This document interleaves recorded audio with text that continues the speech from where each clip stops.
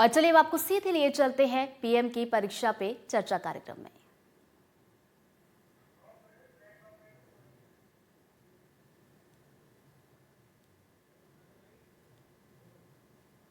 ले दूं। समाज जीवन में जिसकी जरूरत है वो शिक्षा तो करनी है, लेकिन जो व्यक्ति के जीवन में उपयोगी है वो आप इससे कर सकती है। हमारा देश भी 2047 में डेवलप्ड राष्ट्रों के साथ एक होने वाला है। मेरा प्रश्न क्या है कि हम नवयुवक इसे हासिल करने के लिए क्या कर सकते हैं? मुझे अच्छा लगा कि मेरे देश के 10th 12th के बच्चों के मन में भी 2047 विकसित भारत का ड्रीम है। ये मेरे लिए बहुत बड़ी खुशी की बात है ना। आज मुझे अब मजा आएगा। वाह, देखिए ये चीज है ना। अब 2047 में विकसित भारत यानी क्या है? आपने कभी सिंगापुर के विषय में सुना होगा। सिंगापुर एक जमाने में एक मछुआरों का छोटा सा गांव था, उसमें से आज इतना बड़ा बन गया। तो ली कुआन यू कहते थे कि भाई अगर हमको डेवलप कंट्री बनना है तो हमें अपनी आदतें डेवलप कंट्री के लोगों की होती वैसी बनानी पड़ेगी। हमें थर्ड वर्ल्ड कंट्री की तरह कहीं पर भी कूड़ा कचरा फेंक दिया, कहीं पर थूक दिया, ये नहीं चल सकता। सिर्फ कहीं जाना है, भाई यहाँ पर रेड लाइट है, मुझे स्कूटर खड़ा कर देना चाहिए। अब छोटी सी चीज है कि भाई हम परिवार में तय करेंगे कि हमारे घर में खाने के बाहर कुछ भी जूठा नहीं छोड़ेंगे। बताइए, सब लोग ऐसा करें तो कितना खाना बचेगा, कितना बड़ा फायदा होगा। तो एक नागरिक के नाते मैं अगर इन चीजों का जीवन में ठीक से पालन करूं तो मतलब कि मैं विकसित भारत के लिए कंट्रीब्यूट कर रहा हूं।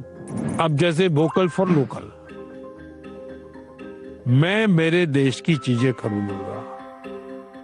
मैं भारत में जो चीजें बनी उसको लूंगा। जैसे मैं कहता हूँ मेड इन इंडिया।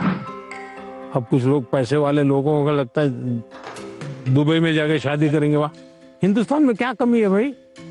हम सब देश के नागरिक छोटी छोटी चीजों को करें, हम जरूर विकसित भारत बनाने में अपना दायित्व निभा सकते हैं, हम कंट्रीब्यूट कर सकते हैं। I was shocked that, oh my God, a student is actually concerned about this, and he told us that it's the small steps that matter, not the large ones.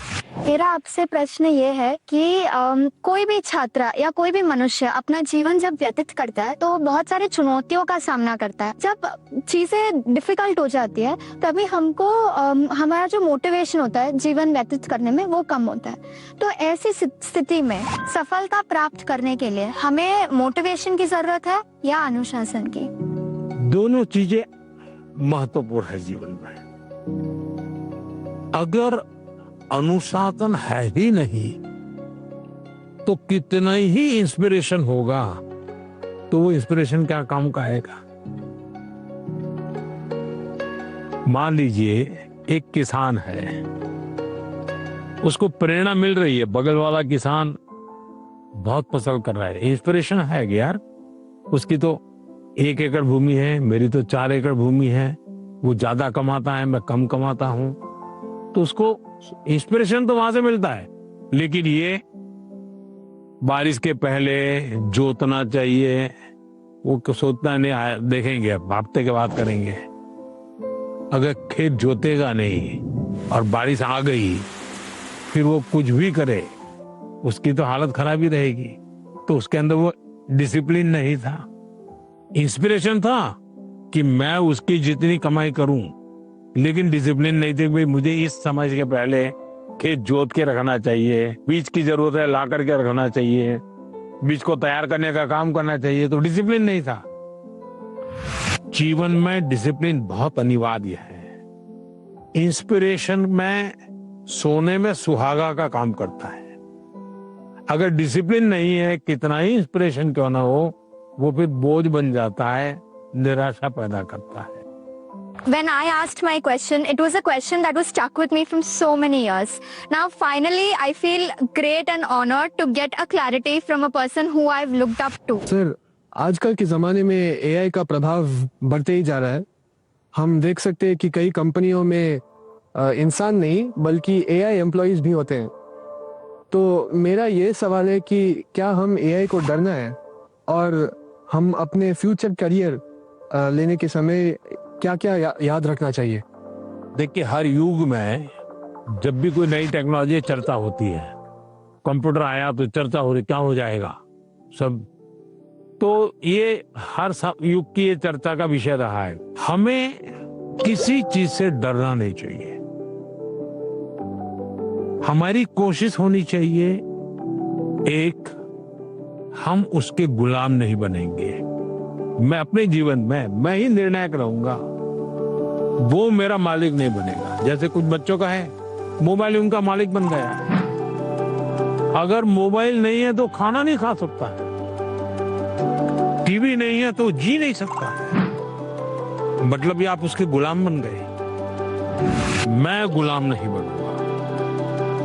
एक बार मन में ये पक्का कर, हर टेक्नोलॉजी का हम ज्यादा उपयोग कर सकते हैं। अगर मैं एआई को पूछूं मुझे ये किताब कहाँ से मिलेगी, कौन सी है, इस विषय पे अच्छी किताब कौन सी है, हो सकता है वो गाइड करे, आपके लिए काम आएगा। लेकिन तुम कहोगे मैं ही पढ़ूंगा, तुम ही मुझे बता दो अंदर क्या है, तो फिर गड़बड़। और हमेशा ही नेचर ऑफ जॉब बदलेगा, नेचर ऑफ जॉब बदलना है।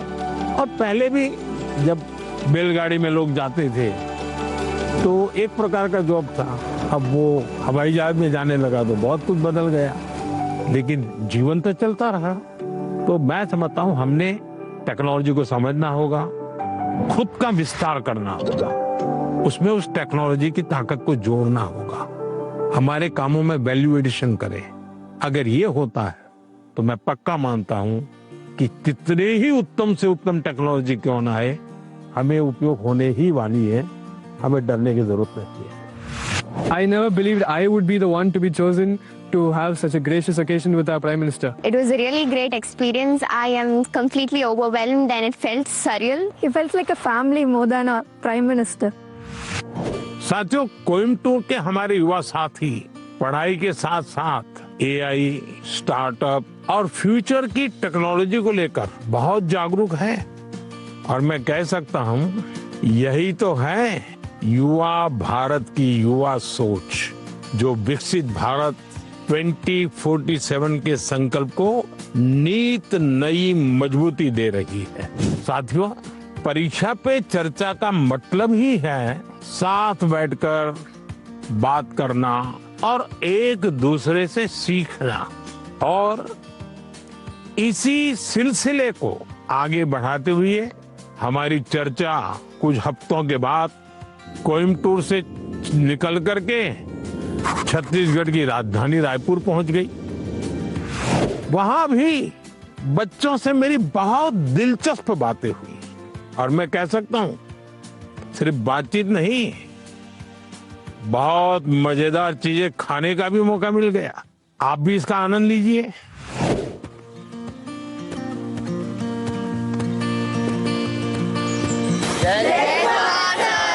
जय जोहार। कुछ खिलाया पिलाया कि नहीं? सर, हाँ, आप भी बहुत सारी मीटिंग्स अटेंड करके आए हैं, आप भी हमारे यहाँ का खाना चाहेंगे? कैसे बनता है? सर ये बेसन को गोल गोल आकार देकर उसको तलते हैं। अच्छा, और ये नमकीन होता है। तो कब खाते हैं लोग? सर दिवाली के टाइम, दिवाली टाइम का खाते हैं? ज्यादातर दिवाली टाइम पे बनते महाराष्ट्र में इसको क्या कहते हैं? हैं। महाराष्ट्र में ऐसा ही बनता है, वो चकली कहते हैं। हाँ सर। ये क्या है? सर ये खुरमी है, हाँ। हमारी गुड़ से बनती है, आटे से बनती है और सूजी से बनती है।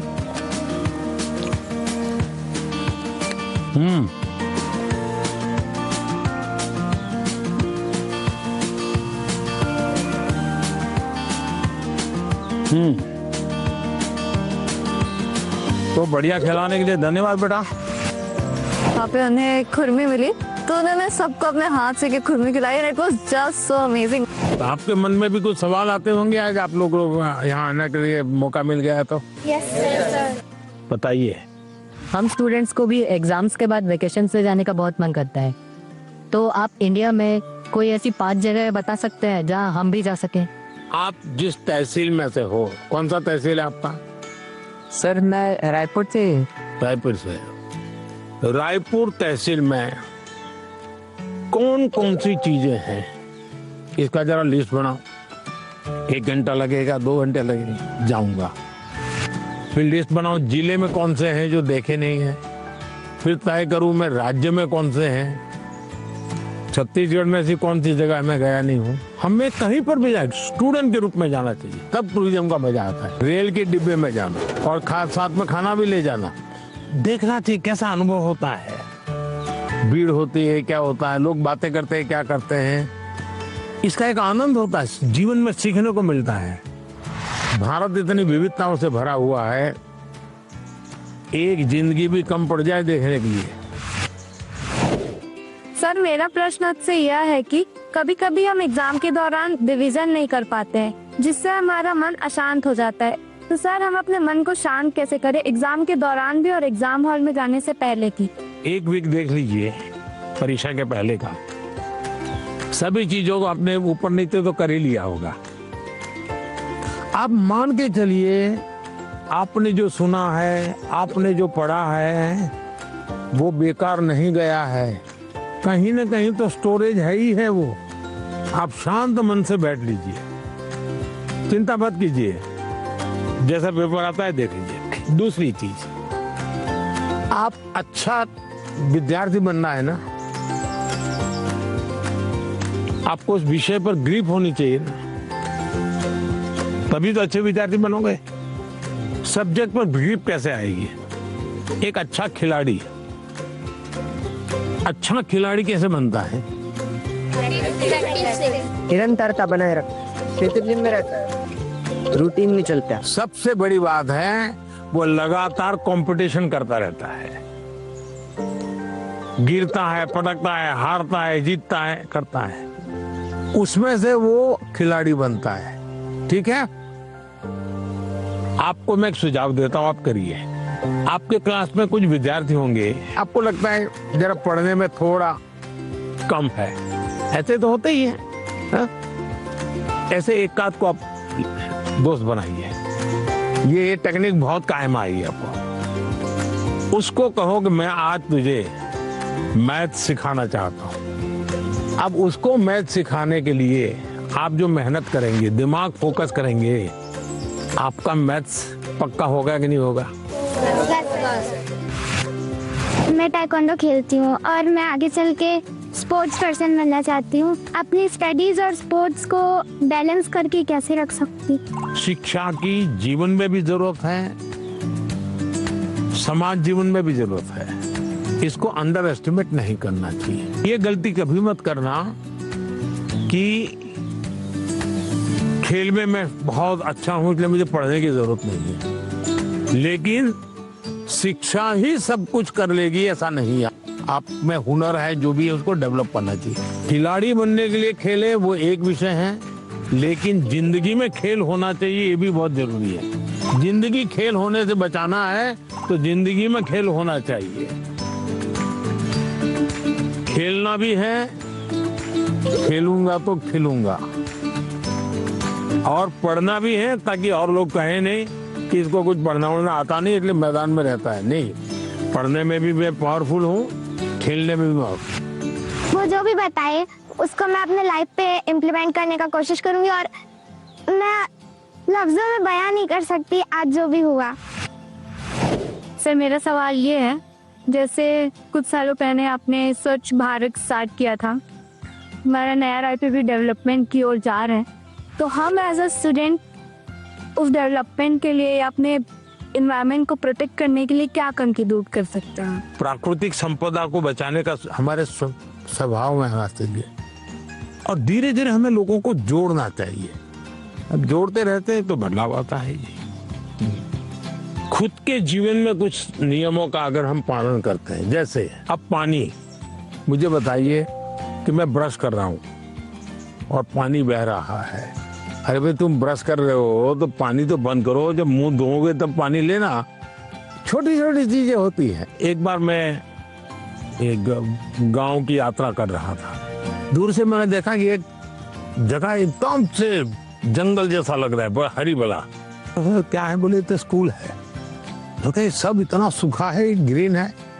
वहाँ एक टीचर थे, उस टीचर ने ये जो पेट्रोल पंप होता है, वहाँ जो ऑयल के कैन वगैरह होते हैं, वो इकट्ठे करते थे वो, और बच्चों को कहते थे कि तुम्हारे घर में वो जो पानी होता है जिसमें खाने का कुछ अंश होता है, वो इस बोतल में रोज स्कूल आओगे तब भर करके आना। तो सारे बच्चे वो बोतल भर के या जो उनको कंटेनर दिया है वो भर करके आते थे, और उन्होंने वहां पेड़ लगाए थे। हर बच्चे को एक पेड़ दे दिया गया था। वो जो पानी ले आता था वो उसमें डालना होता था उसको। फर्टिलाइजर का भी काम करता था, सब्जी वब्जी के टुकड़े होते थे।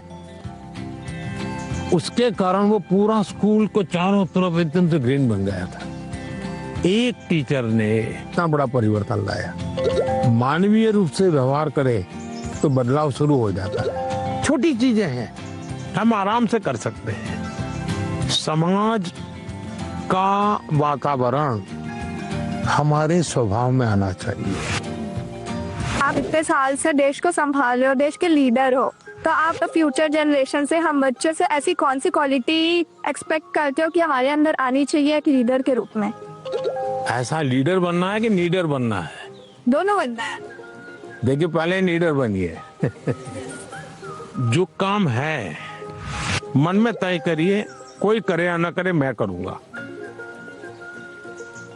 जब ये शुरू आ जाएगा, मैं अपने से शुरू करूंगा, तो आप देखिए अपने आप लीडरशिप आना शुरू हो जाएगी। जैसे मान लीजिए कूड़ा कचरा है, आप जा रहे हैं और आपने एक उठा लिया, तो आपके साथ जो 4 लोग चलते होंगे ना, आपने देखा होगा वो भी, उनको भी लगे यार उठा लो। मतलब आप लीडर बन गए कि नहीं बन गए? अच्छी चीज है, हमें अपने आप को हमेशा लीडर रोल में तैयार करना चाहिए। ये अच्छा विश्वास है, विचार भी अच्छा है।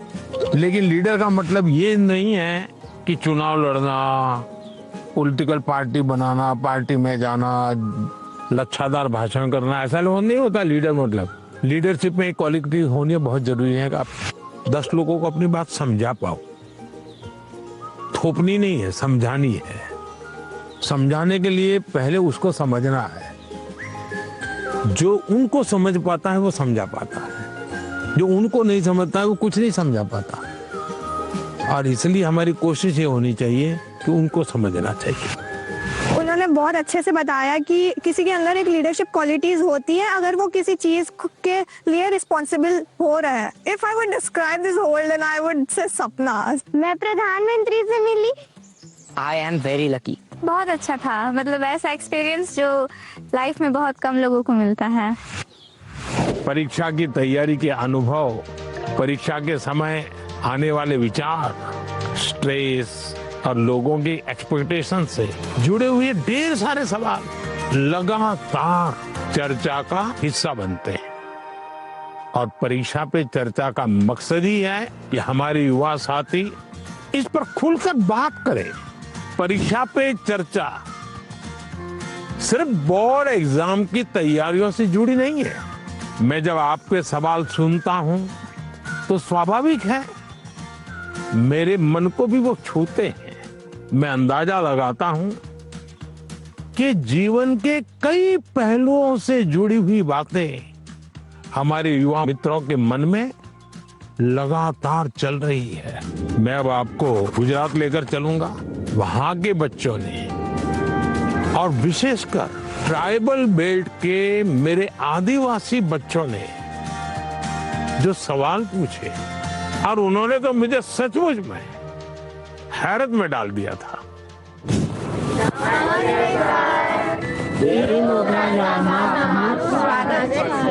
વાહ, તો મને તો કહ્યું આજે બધાને હિન્દીમાં બોલવાનું છે.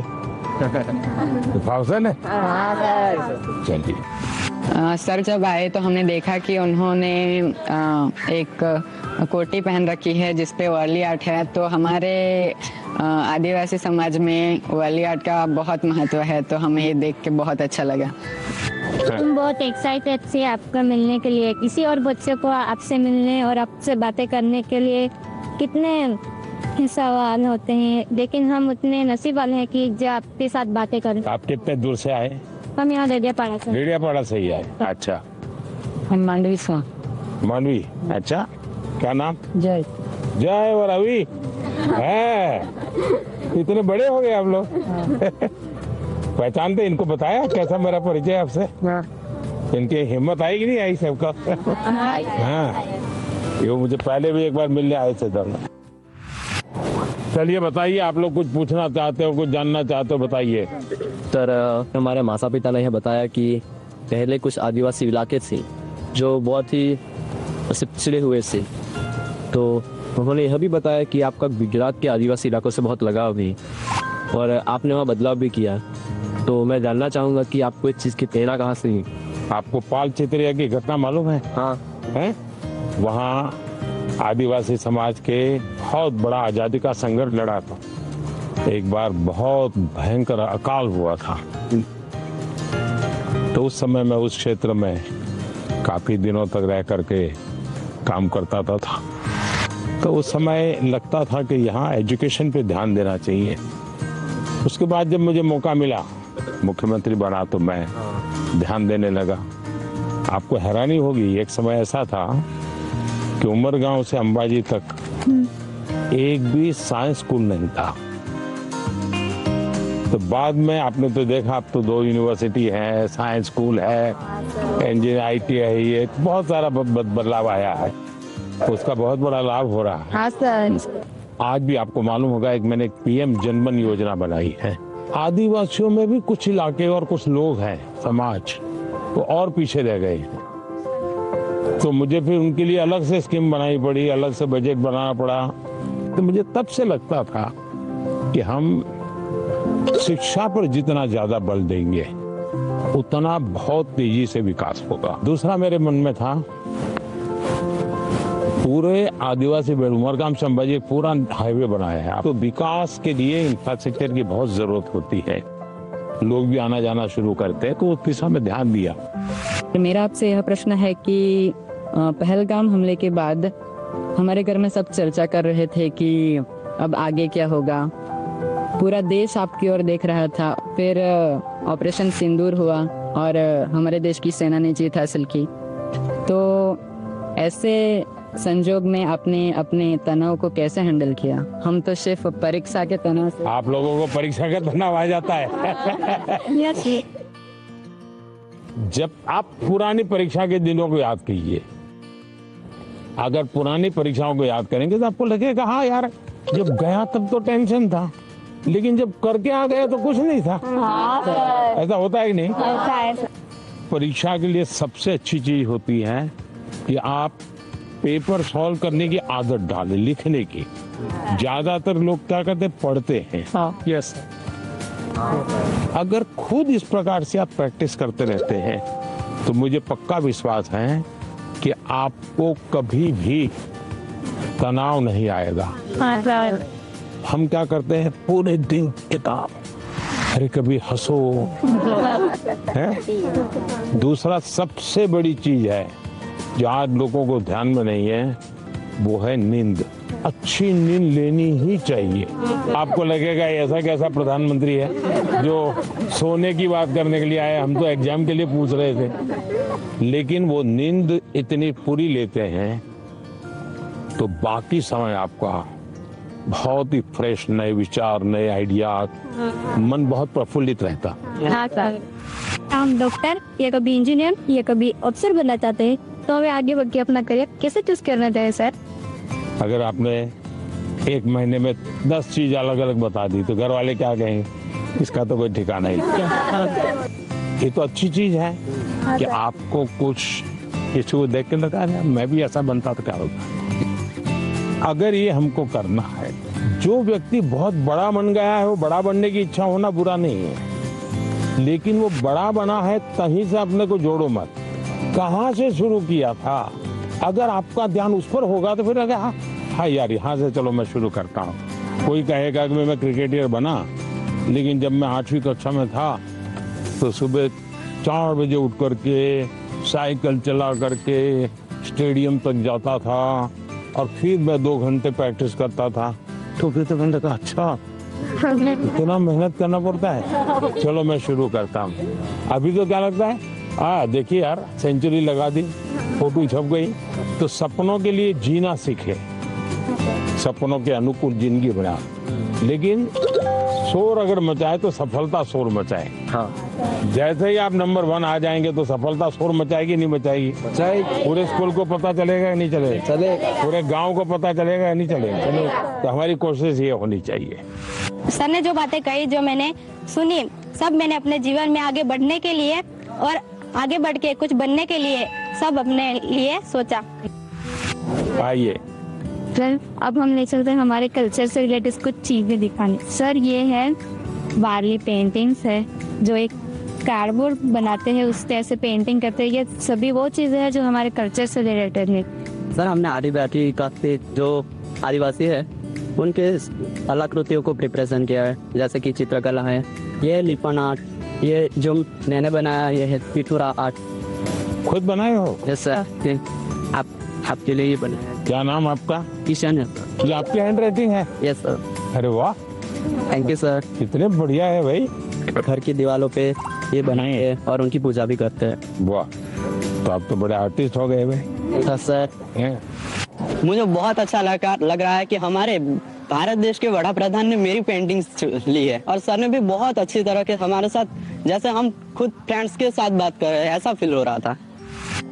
प्लीज आपसे ये सवाल है कि आपकी लाइफ में आपके टीचर्स का क्या रोल? बहुत रोल था, बहुत रोल था। जैसे मैंने बताया, मेरे टीचर हमें डेली कहते थे कि आप लाइब्रेरी जाइए, टाइम्स ऑफ इंडिया में ये एडिटोरियल के ऊपर एक वाक्य रहता है, वो अपने उसमें लिख करके आइए, और दूसरे दिन वो उसकी चर्चा करते थे। तो ऐसी बहुत सी चीजें थी, जैसे ये जो फिटनेस वाला मामला है, तो मेरे यहाँ एक परमार साहब करके से, जब मैं प्राइमरी में था, वो बहुत आग्रही रहते थे फिजिकल फिटनेस के लिए, सिखाते थे भी थे, और योगा सिखाते थे, मलखम सिखाते थे। हम प्लेयर नहीं बने, लेकिन हमें ये तो समझ आया कि ये शरीर के लिए जरूरी है। तो हर टीचर का हर एक के जीवन में, अब दुनिया के कितने भी बड़े महान पुरुष को मिलिए, उसके जीवन में से 2 बातें जरूर मिलेगी। वो कहेगा कि मेरे जीवन में मेरी माँ का बहुत बड़ा रोल है। हाँ, तो दूसरा कहेगा मेरे जीवन में मेरे टीचर का बहुत बड़ा रोल। हर एक क्षेत्र में हमारा देश आगे बढ़ रहा है, तो आप बताएंगे कि हमारे देश से आदिवासी समुदाय के लोग हमारे देश को आगे बढ़ाने में क्या कर सकते हैं? वह देखिए, देश जो आज आगे बढ़ा है ना, वो आदिवासी समाज के कारण ही बढ़ा है। आज देश का पर्यावरण बचा है तो आदिवासी समाज के कारण बचा है। वे प्रकृति की पूजा करते हैं, प्रकृति की रक्षा करते हैं। आज भी हमारे देश की सेना सर्वाधिक देश भर के आदिवासी समाज के बेटे बेटियां सेना में है। आज देश के हर क्षेत्र में अब कोई फर्क नहीं रहना चाहिए। हमारे लिए कोई फर्क नहीं है। हमारे पास तो अब जैसे स्पोर्ट्स में हमारे आदिवासी बच्चे बहुत कर सकते हैं, उनका डेवलपमेंट हुआ, देश का नाम रोशन। आपको मालूम है अभी क्रिकेट महिला टीम जीत करके आई, पता? क्रांति गौड़ नाम की बच्ची है, मध्य प्रदेश से, वो आदिवासी बेटी है। उसने खेलकूद में नाम कमाया है। और वैसे भी हमारे देश के कई खिलाड़ी हैं जो आदिवासी समाज से हैं और उन्होंने बहुत बड़ा नाम रोशन किया है। उसी प्रकार से हुनर, आपके पास इतनी कला है, आप अगर टेक्नोलॉजी सीख लें तो यही सामर्थ्य कितना आगे बढ़ जाएगा। तो एक तो हमें नौकरी के लिए जिंदगी ये नहीं हो सकता। नहीं। सपना तो ऐसा होना कि भाई मैं एक ऐसी जिंदगी जीना चाहता हूँ, उसके लिए मैं जिंदगी को बनाऊंगा। अगर ये हम करते हैं तो हमें बहुत लाभ होगा।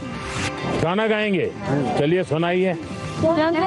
नारी तू तपालू रे नारी, जंगलू रे नारी तू तपालू रे नारी, तेरी उत्पत्ति आए या मोके माता, तेरी तू सताली आए या मोके माता।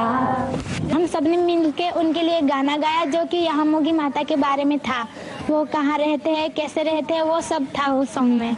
हमारी बहुत सारी बातचीत हुई सर के साथ कि कैसे जीवन में हमेशा खुश रहे, सारे स्ट्रेस को कैसे दूर करें, अपने टाइम मैनेजमेंट कैसे करें और एग्जाम के बारे में भी कैसे मतलब पढ़ाई करें, एग्जाम से डरना नहीं है। पहले तो मुझे खुद पे आंखों पे भरोसा ही नहीं हो रहा था कि पीएम सर हमारे सामने है। पता ही नहीं चला कि टाइम कहाँ चला गया।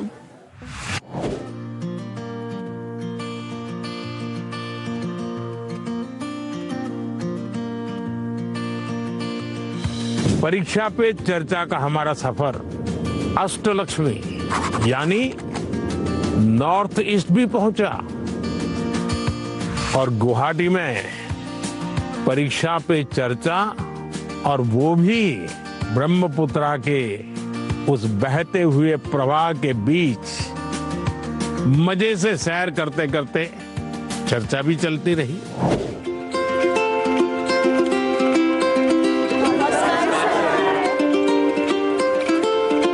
चलिए बैठिए। प्रणाम माननीय प्रधानमंत्री जी, हम सभी आपको एक गमछा पहनाना चाहते हैं। जरूर। असम में आए और गमछा न हो,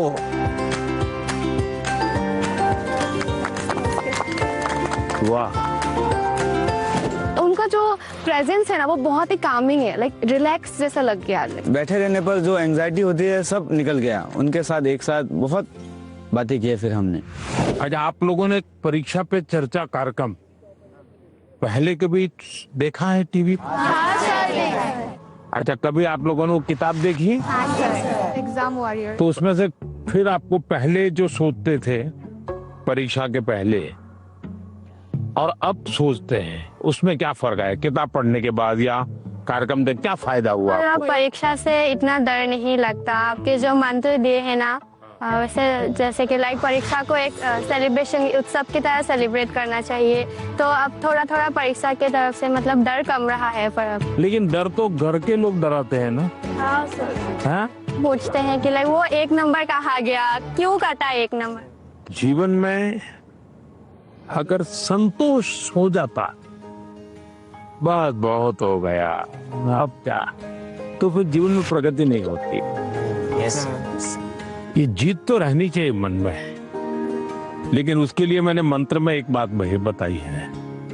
सर हमें किसी और से प्रतियोगिता नहीं करना चाहिए। या शाबाश। मैंने ये कहा है कि हमने लगातार खुद से कंपटीशन करते ही रहना चाहिए। कोई हमें कहता भी 99 आए, 1 क्यों नहीं आया? ठीक है, उन्होंने कहा, बात अलग है। लेकिन खुद को भी पूछना चाहिए कि मेरे जीवन में ये बदलाव क्यों आया, ये कमी क्यों रही, क्या कारण था? अच्छा, आपके मन में कुछ सवाल होंगे तो जरूर पूछिए। मेरा आपसे यह प्रश्न है कि मैंने सुना है कि आप अपने रोजमर्रा की जिंदगी में एक पर्टिकुलर डाइट हेल्दी रहने के लिए फॉलो करके चलते हैं, तो हम छात्र ऐसा कौन सा मैजिकल डाइट फॉलो करके चले जिससे कि हम एनर्जाइज्ड और फोकस रह पाए और हमारा सबसे बेहतर प्रदर्शन आ पाए परीक्षाओं में? हकीकत ये है कि मेरा कोई डाइट का सिस्टम ही नहीं है,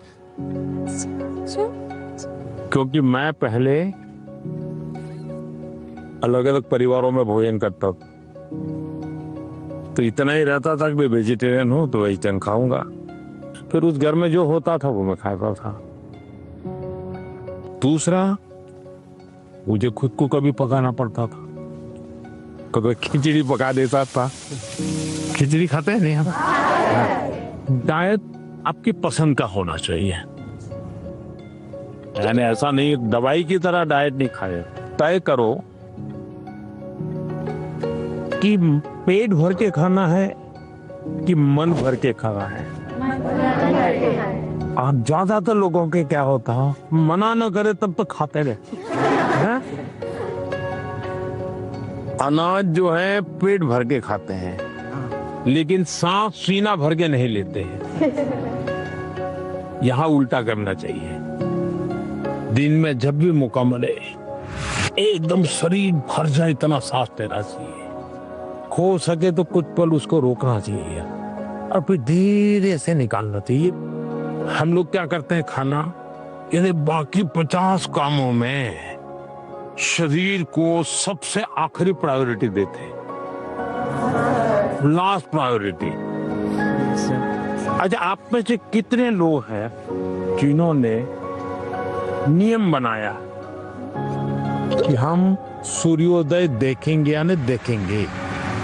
ऐसे कितने सनराइज, ये शरीर को ये चीजें एक ताजगी देती हैं, एक एनर्जी देती हैं। इनको हमने आदत बनाई है। शरीर को सबसे पहले प्रायोरिटी दिलाती। सर, अक्सर हमारे माता पिता हमारे दोस्तों के साथ हमारी तुलना करते हैं, परंतु उससे ज्यादा दबाव हम पर तब पड़ता है जब हमारे अपने घर वालों या भाई बहनों से तुलना की जाती है। तो ऐसी परिस्थिति में हमें क्या करना चाहिए? मान लीजिए कह दिया पिताजी ने कि देख तेरी बहन के अक्षर कितने बढ़िया है, उसके हैंडराइटिंग कितने अक्षर है, तो अच्छा व्यक्ति क्या कहेगा? उस बहन को कहेगा बहन मुझे सिखाओ ना, मैं कैसे हैंडराइटिंग अच्छा बनाऊं। दूसरा क्या करेगा? बस ये माँ पापा माँ को बहन ही अच्छी लगती है, उसके हैंडराइटिंग अच्छे लगते, मैं इतनी मेहनत कर रहा हूँ देखते नहीं है। अगर परिवार में भी किसी एक की अच्छाई की बात होती है तो हमने उस भाई या उस बहन से उसकी अच्छाइयों को सीखने का प्रयास करना चाहिए और पिता माता को कहना चाहिए कि आपने अच्छी बात बताई है, ये चीज मेरे में नहीं है, मुझे बताइए मैं कैसे इसको तैयार करूं। तो पिता माता का आपकी तरफ देखने का दूसरों देखिए ये बुरा नहीं मानता है, ये इसमें से सीखने का प्रयास करता है। कंपैरिजन से माँ बाप ने बचना चाहिए और मैं हर माँ बाप से कहता हूँ कि कृपा करके आप परिवार में किसी के सामने उतनी तारीफ न करें ताकि बच्चे की आदत खराब हो जाए। इतनी तारीफ न करें एक बच्चे की कि दूसरे बच्चे को लगे कि देखो हर बार ये तो इसकी बात दुनिया में बताते रहते, मेरी तो बताते नहीं। परिवार में अगर निकट हमसे कोई ज्यादा अच्छा है, हमें मनोमन उसको गुरु मान लेना चाहिए। उसको पता नहीं होना चाहिए कि आप उसको गुरु मानते हैं। अब उसको कहना चाहिए यार तुम बैडमिंटन बहुत बढ़िया खेलते हो, मेरी गलती क्या होती है मुझे सिखाओ, तो वो भी अपने आप को बड़ा नहीं मानेगा। वो कहेगा यार ये मेरे से सीखना चाहता है, वो अपने को बराबर ही मानेगा। नर्वसनेस तो ऑब्वियसली थी ही, पर साथ में बहुत उत्साहित भी फील हो रहा था, बहुत खुशी हो रही थी कि मैं मोदी जी से मिलने वाली हूँ। मतलब मुझे लगा नहीं था ऐसा मेरे साथ कभी होगा, पर जब हुआ तो बहुत ही खुशी हुई। अक्सर छात्रों को स्टेज में या फिर लोगों के सामने बात करने में तकलीफ होती है। इसमें आत्मविश्वास बढ़ाने के लिए आप हमें क्या सलाह देना चाहेंगे? तो आप अगर उनको सलाह देनी है तो क्या दोगे? आइए मेरे पास, आगे आगे सब लोग आइए। अगर किसी को 1 2 3 में कहना है तो कैसा? सर, आत्मविश्वास रखना चाहिए। हाँ, ये आत्मविश्वास जो है ना, उसमें 2 शब्द है। 2 शब्द कौन कौन से हैं? जिसका अपने आप पर विश्वास है उसको कभी डर नहीं लगता। आपको अपने पर विश्वास है क्या? अगर खुद पर विश्वास है तो आप हर चीज को पार कर सकते हैं। जिसको खुद पर विश्वास होता है करता क्या है? पूरी परिस्थिति का मनोमन अध्ययन करता है। आपने स्वामी विवेकानंद जी का ने एक चिट्ठी लिखी थी जब शिकागो में उनका भाषण हुआ, जो बहुत प्रसिद्ध भाषण है और विवेकानंद जी की बहुत तारीफ भी होती है। लेकिन उन्होंने अपने एक शिष्य को चिट्ठी लिखी, जब मुझे शिकागो में बोलना था मैं बहुत नर्वस हो गया कि दुनिया के इतने बड़े बड़े विद्वान, आयु में इतने बड़े बड़े लोग, इतने तपस्वी लोग, मैं क्या बोलूंगा। तो उन्होंने उसको लिखा मैं बहुत था, और फिर बोले मैंने मन में माँ सरस्वती को याद किया और माँ सरस्वती को मैंने प्रार्थना की, माँ मुझ में जितनी शक्ति है उसको जगा दो, जो कुछ मैं सीखा हूं वो एक साथ मेरे जुबा पे आ जाए। बोले मैंने ऐसी प्रार्थना की और मैं गया मंच पे, और जब मैंने sisters and brothers of America ऐसा कहता ही 2 मिनट तक तालियां बजती रही। बस वो एक टर्निंग पॉइंट बन गया, विश्वास आ गया। नहीं, मैं सोचता था वैसा मैं नहीं हूं, मेरे भीतर तो कुछ है, आत्मविश्वास आ गया। तो हर एक के जीवन में आज कितने ही अच्छे वक्ता क्यों न हो, कितने ही बड़ा अच्छे खिलाड़ी, आपने देखा होगा क्या सचिन तेंदुलकर कभी 0 से आउट नहीं हुए क्या? होता है तो वो सर पकड़ के बैठ गए क्या? इसका मतलब हुआ हम जो स्थिति है उसको ऑब्जर्व करें, सिचुएशन को एक बार अंदाज कर लेना चाहिए। ऐसा हुआ था, अब देखना आपको लगेगा हाँ अरे ठीक है मैं कर लूंगा। जो आत्मविश्वास शब्द है ना उसको सच्चे अर्थ में जीवन में समझना चाहिए। आत्मा की बात खुद की बात है, कोई ठीक नहीं कर पाए, हमें ही करना होता है। मैं आपके सामने गाना प्रस्तुत करना चाहूंगी। हाँ गाना सुनाओगी? हाँ, डॉक्टर भूपेन हाजरिका का। अरे वाह, बताइए। Nostaka khore hapun rahon hani klantalui tare hengulia pani। वाह, हमारे गांव में हमारे घर के पास माईजान तट की स्थित है। यहाँ पर मेरी मामी 8 सालों से चाय पत्ती तोड़ने की काम करती है। तो आप चाय बागान से है? यस। आप पढ़ती हैं अच्छी तरह, माँ पढ़ाती है और चाय का भी काम करती है। तो क्या लाई हो? आपके लिए चाय पत्ती लाई। तो मुझे चाय बनानी होगी। हैं? चलिए बहुत बहुत धन्यवाद। आपकी माँ को हमारा प्रणाम कह देना। मैंने कभी सोचा ही नहीं था कि टी गार्डन का लड़का होके मैं प्रधानमंत्री जी से मिल पाऊंगा। मुझे विश्वास ही नहीं हो रहा है कि मैं प्रधानमंत्री जी से मिल पाया।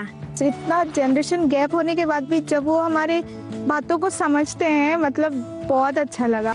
आपने देखा कि कैसे एग्जाम की बात तो हुई ही, साथ ही लोकल संगीत, असम की चाय, वो भी परीक्षा पे चर्चा का यादगार हिस्सा बन गई। परीक्षा एक ऐसा अवसर है और परीक्षा के लिए हेल्दी कंपटीशन की भावना हमारी तैयारी को और बेहतरीन बनाती है। इन सभी चर्चाओं में स्थान अलग अलग थे, स्टूडेंट्स अलग अलग थे, अनुभव अलग थे, लेकिन हर चर्चा का उद्देश्य एक ही था, हर स्टूडेंट को सुनना, समझना और साथ मिलकर कुछ न कुछ सीखना। आप सभी को मेरी बहुत बहुत शुभकामनाएं, बहुत बहुत धन्यवाद।